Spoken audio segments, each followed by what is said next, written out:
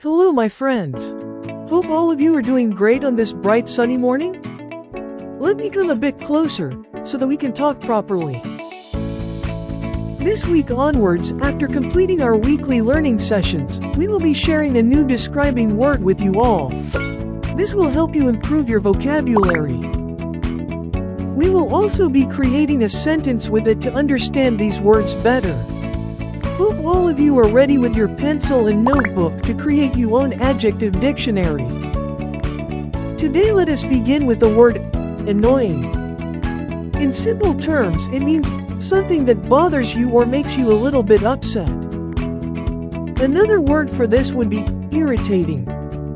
Now let's make our sentences. That buzzing fly, buzzing in my ear, is very annoying. Let's go for another one.